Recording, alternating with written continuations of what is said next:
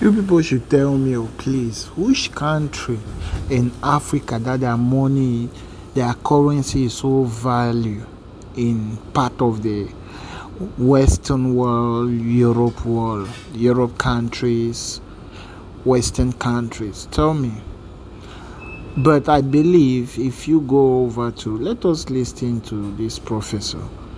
I believe if you go out to other countries like Euro, you hear they're talking about of the euros, Western world, the dollar. Okay, come over to Africa. Ibrahim Traore is trying to say if they can have one currency which is called Afro, it means this guy has the same vision that Gaddafi has.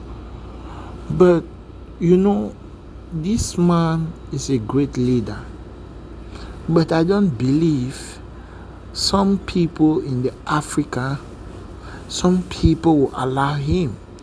Because when you're talking about the Sahel state like Mali, Niger, Burkina Faso, those three powerful leaders right now in Africa, they are making ways for other African countries to benefit from whatsoever they are doing to develop their countries.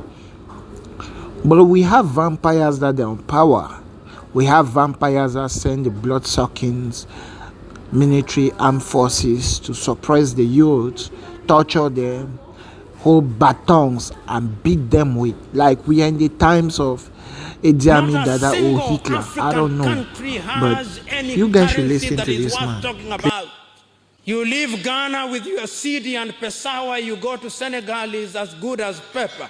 I came with my shilling here, it is useless, it can buy me nothing. I go to Angola and I have my Kwanzaa, it is useless. The trick lies in political reawakening so that we are able to see things differently. That is why China is capable of assembling Africans, heads of states in Beijing, and they all rush there. The 54 of them, all of them will go there. China does that. If today the President of the United States of America wanted to assemble African leaders, he only had to do this, and they will all rush to Washington.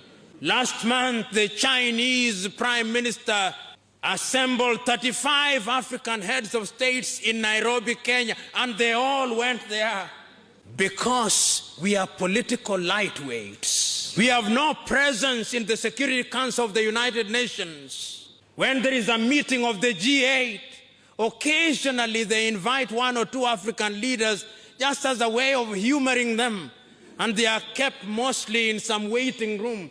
When the real issues are being discussed, they'll never be there.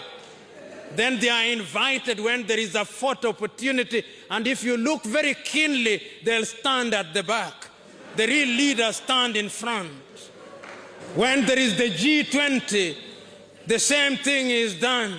In other words, until the day that we are able to demonstrate that we have become politically of age, nobody is going to respect us.